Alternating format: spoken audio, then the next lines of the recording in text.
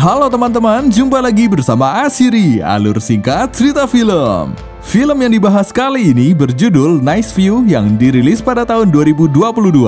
Film ini diangkat dari kisah nyata yang bercerita tentang kehidupan berat yang dilalui seorang kakak laki-laki demi operasi adik perempuannya hingga berhasil mendirikan perusahaan elektronik. Daripada membuat kalian semakin penasaran, langsung saja ke alur ceritanya.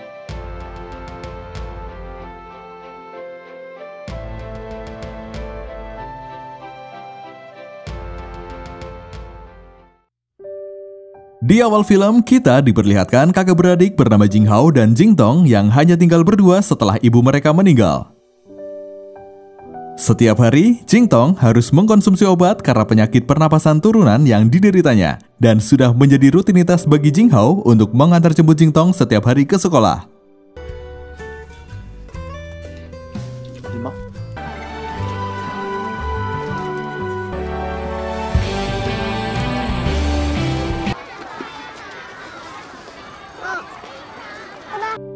Hari itu, setelah mengantar ke sekolah, Jing Hao menemui dokter adiknya. Dokter memberitahu bahwa Jing Tong harus segera dioperasi sebelum usianya 8 tahun. Saat itu, usia Jing Tong masih 6,5 tahun, akan tetapi meskipun gejala penyakitnya rendah, kemungkinan kondisinya akan menjadi lebih buruk saat usianya lebih dari 8 tahun. Itu berarti Jing Hao harus secepatnya mengumpulkan uang untuk biaya operasi. Jing Hao mengelola sebuah toko kecil tempat dia membuka jasa reparasi ponsel. Selain reparasi ponsel, dia juga mendapat uang dari permintaan pembuatan buku panduan perbaikan ponsel dan tidak jarang menerima pekerjaan memperbaiki barang elektronik lainnya.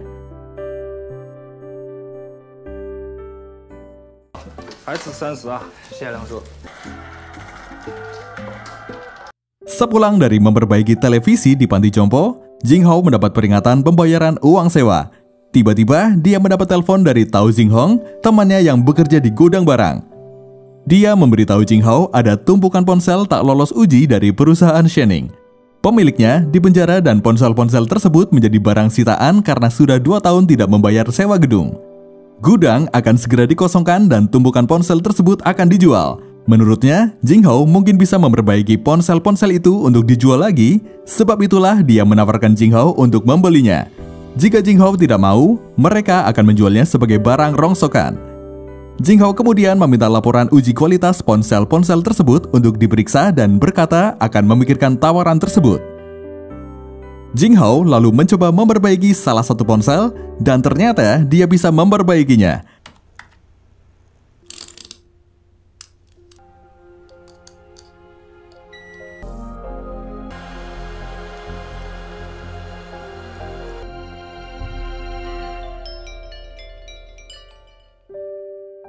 Akhirnya, dia melakukan pinjaman uang dengan toko reparasinya sebagai jaminan. Dengan uang tersebut, dia membeli seluruh ponsel tak lolos uji itu. Hari berikutnya, Jing Hao membuat kerjasama dengan salah satu toko ponsel di pusat perbelanjaan untuk menjual ponsel-ponsel yang nanti dia perbaiki. Setelah dihitung-hitung, cukup besar keuntungan yang nanti didapatkan. Kebetulan, saat itu jual beli atau tukar tambah ponsel bekas masih sangat laris di pasaran. Hal tersebut memberi harapan besar untuknya agar adiknya bisa segera melakukan operasi. Beberapa waktu kemudian, pemerintah membuat larangan tentang menjual ponsel bekas. Beberapa pedagang bahkan ditangkap karena hal itu. Pemilik toko yang sebelumnya sepakat akan membeli ponsel miliknya pun akhirnya membatalkan pembelian. Bukannya untung, kerugian besar justru dialami oleh Jing Hao. Karena belum bisa memindahkan tumpukan ponsel tersebut dari gudang, dia pun membayar sewa gudang untuk menyimpannya selama 2 bulan.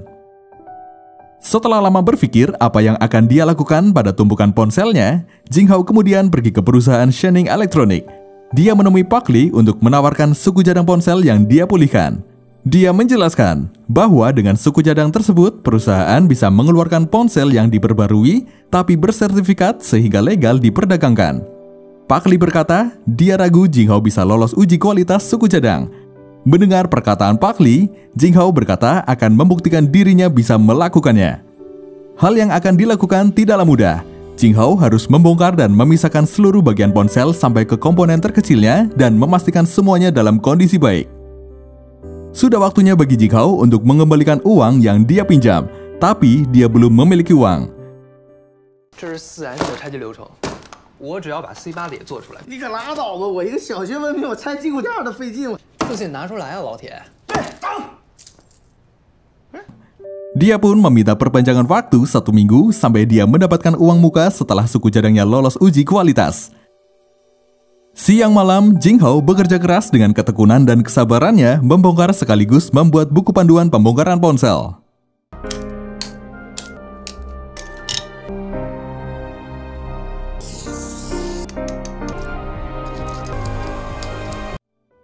Hasil uji kualitas suku cadang akhirnya keluar sesuai dengan yang diinginkan. Jing Hao membawa laporan hasil uji kualitas tersebut kepada Pak Li. Namun, Pak Li meminta Jing Hao pergi karena dirinya tidak merasa menjanjikan akan membeli suku cadang tersebut. Tidak menyerah sampai di situ, Jing Hao mencoba mengajukan proposalnya kepada Pak Zhao, CEO Shanning Electronic. Sayangnya, Pak Zhao tidak memiliki banyak waktu untuk berbicara karena harus mengejar jadwal kereta. Setelah Pak Zhao pergi, Jing Hao membeli tiket kereta lalu dengan motor merah miliknya, dia mengejar jadwal kereta yang sama seperti Pak Zhao.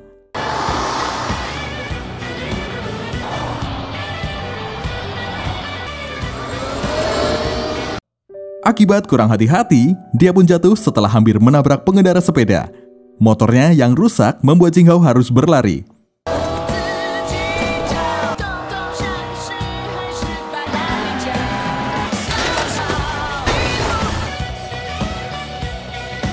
Tanpa sadar, dia terus menyeberang saat lampu merah menyala hingga membuatnya tertabrak mobil.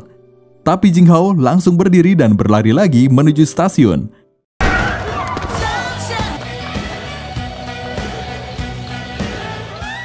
Pak Zhao yang ada di dalam kereta kaget dengan kedatangan Jing Hao.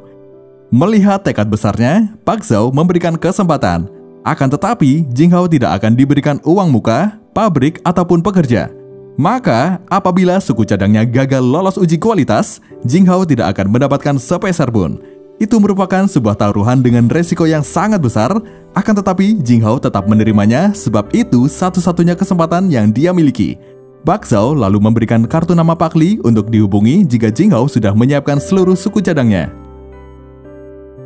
Jing Tong yang terlambat dijemput menunggu di tempat penjaga sekolah.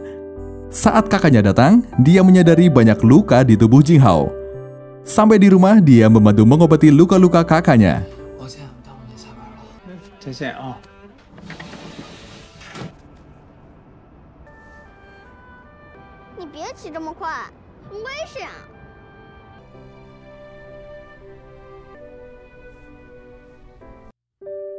Untuk menjalankan pabrik suku cadangnya, Jing Hao membutuhkan biaya yang cukup besar sehingga dia harus bekerja saat siang hari.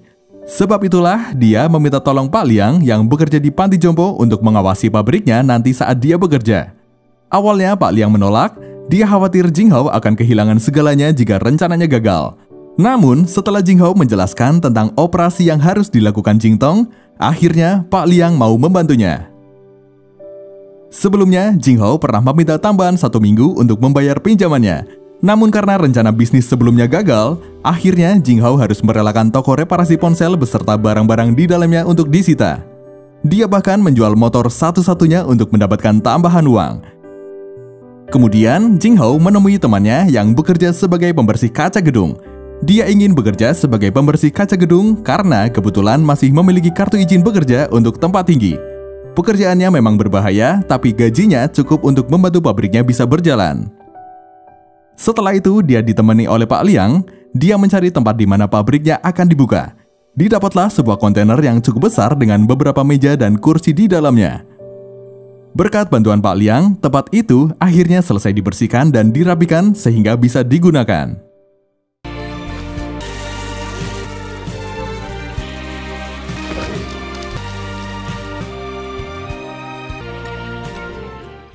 Hari berikutnya, Jing Hao dan Pak Liang pergi untuk mencari pekerja pabrik. Gaji yang tidak terlalu besar membuat mereka sulit menarik para pencari pekerjaan.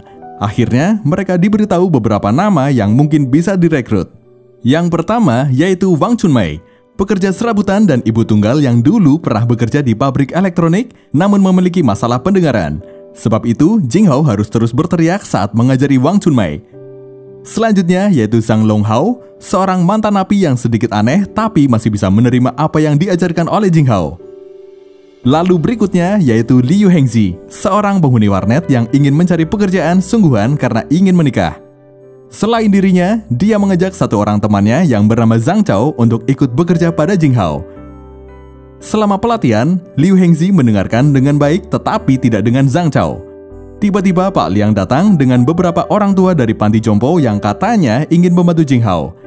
Siapa sangka, salah satu kakek rupanya sangat pandai dalam membongkar maupun merakit mesin. Sejak saat itu, terbentuklah pabrik suku cadang Nice View. Saat siang hari, Jinghao bekerja sebagai pembersih kaca gedung, sedangkan saat malam hari dia bekerja di pabriknya sendiri. Suatu hari, datanglah seorang pria yang ingin membeli tumpukan ponsel milik Jinghao untuk digunakan dalam perbuatan ilegal alkimia elektronik, suatu kegiatan merendam komponen elektronik dengan bahan kimia untuk diambil logam mulianya. Keuntungan yang didapat memang besar, tapi Jinghao tidak mau mengambil resiko melakukan perbuatan ilegal tersebut. Hari itu, Zhang Chao protes karena gajinya dipotong.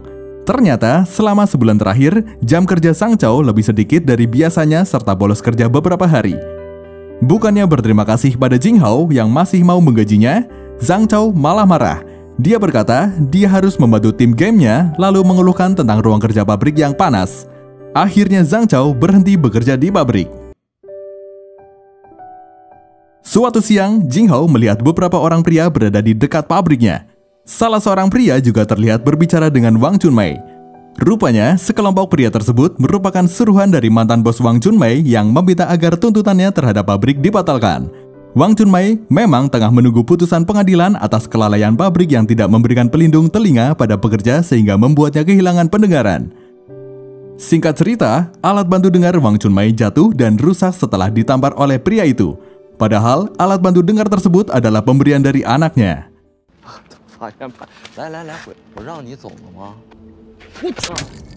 Tidak terima melihat Wang Chunmei diperlakukan seperti itu, Jinghao menendang pria itu hingga jatuh. Dan kemudian terjadilah perkelahian antara pekerja Jinghao dengan sekelompok pria pengganggu tersebut.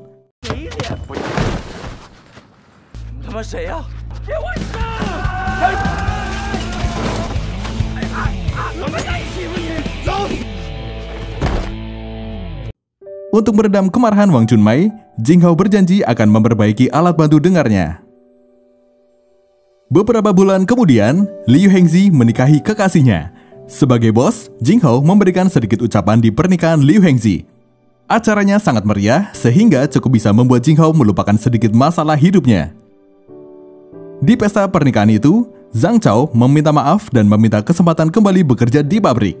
Tentu, Jinghao memperbolehkannya. Kemudian Pak Liang bertanya, apa yang ingin Jinghao lakukan untuk dirinya sendiri ketika semuanya sudah selesai. Jinghao menjawab, setelah adiknya sembuh, dia ingin melanjutkan kuliah. Sepulang dari pesta, kunci tempat tinggalnya telah diganti oleh pemilik gedung. Jinghao harus membayar uang sewa yang menunggak selama 3 bulan jika ingin mendapatkan kunci yang baru. Karena tidak memiliki tempat tujuan lain, mereka terpaksa menginap di panti jompo. Semalaman, Jinghao mencoba menghubungi Tao Zihong untuk meminta uangnya yang dulu dipinjam. Karena tak kunjung mendapat kabar, Jinghao pergi untuk mencarinya dan ternyata Tao Zihong sedang berada di tempat judi.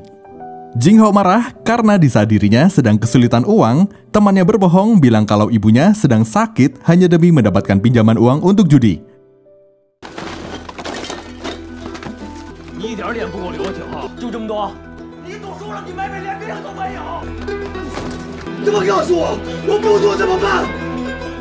Setelah 2 hari di panti jompo, Jinghao memutuskan untuk tinggal di pabrik karena Pak Liang tidak bisa terus-menerus diam-diam memberi tumpangan di panti jompo yang bukan miliknya. Keberadaan adiknya lah yang membuat Jinghao bertahan menghadapi segala kesulitan. Selain sewa tempat tinggal yang masih menunggak, sewa pabrik pun masih belum bisa dia bayar. Uang yang bisa dia andalkan untuk membayar tagihan-tagihan tersebut hanyalah dari bekerja sebagai pembersih kaca gedung. Suatu malam, adiknya terbangun karena mendengar suara dari luar pabrik. Jinghao lalu mengeceknya. Ternyata, pria sebelumnya yang ingin membeli ponsel miliknya datang dengan beberapa orang lain untuk mencuri. Karena itu aset berharga untuk pabriknya, Jinghao mengejar sebisa mungkin untuk mendapatkan ponsel-ponselnya kembali. Namun naas, meskipun dia berhasil mendapatkan kembali ponsel-ponsel miliknya, Dua jarinya patah akibat jatuh dari truk yang digunakan pencuri.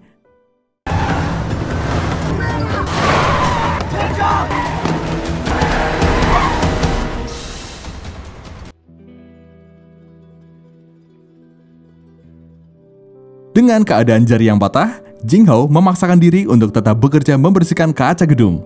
Sebenarnya, sudah ada larangan bekerja apabila ada anggota badan yang sedang terluka. Tapi, kebutuhan mendesak membuat Jinghao harus tetap bekerja. Hingga terjadilah dia menjatuhkan alat-alat pembersih.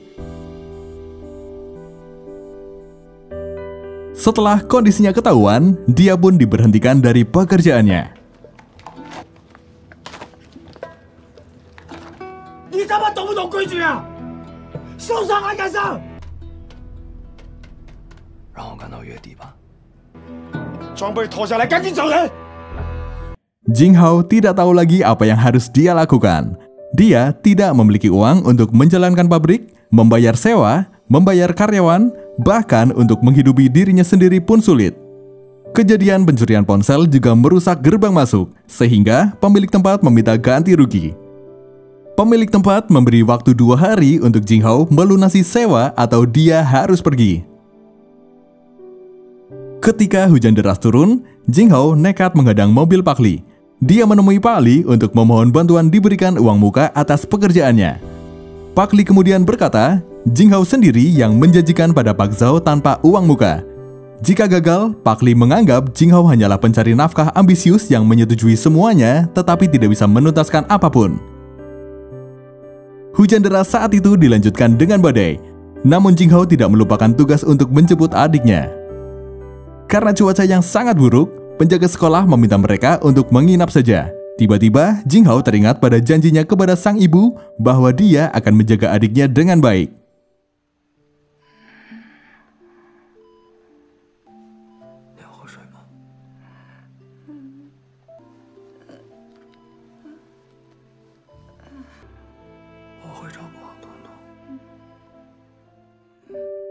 Badai yang terjadi semalam membuat atap gudang penyimpanan barang runtuh menimpa seluruh benda di dalamnya. Jinghao benar-benar berada di ujung keputusasaannya. Tidak ada yang bisa dia lakukan lagi selain memberitahukan kondisinya kepada seluruh pekerja. Ketika seluruh pekerja datang, Jinghao memberitahukan bahwa tinggal tersisa 2 minggu lagi sebelum barang harus dikirimkan. Tetapi dia sudah tidak bisa menggaji mereka. Tempat pabrik sudah diambil alih oleh pemiliknya dan disewakan kepada orang lain. Dia harus keluar dalam waktu 3 hari. Jinghao tidak menyangka pada respon positif mereka. Semua pekerja bersedia membantunya dan mau dibayar setelah semua pekerjaan selesai. Untuk pabrik, mereka semua menawarkan untuk mengerjakan di rumah masing-masing agar bisa selesai tepat waktu. Istri Liu Hengzi juga ikut membantu mengoperasikan alat berat untuk memindahkan barang-barang yang tertimpa.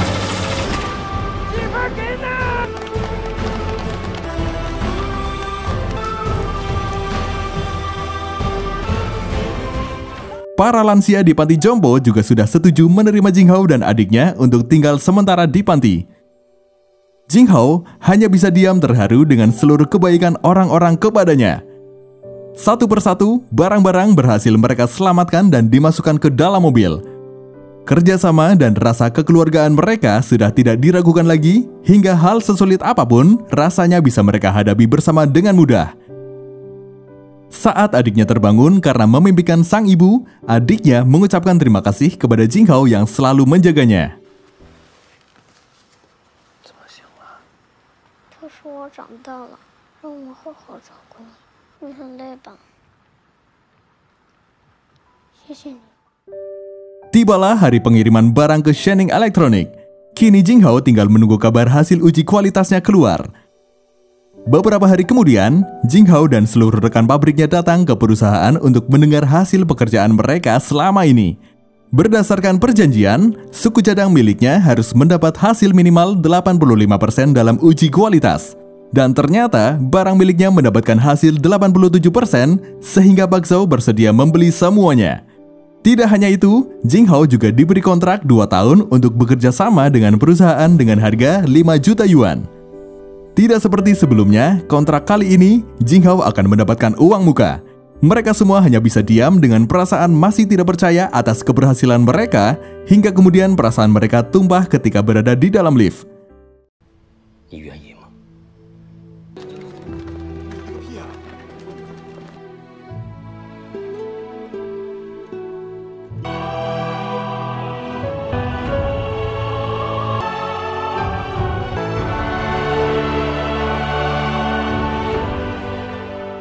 Setelah itu, operasi Jingtong pun sukses dilakukan. Dan 6 tahun kemudian, Jinghao diperkenalkan sebagai CEO sekaligus manajer umum perusahaan Niceview Electronic.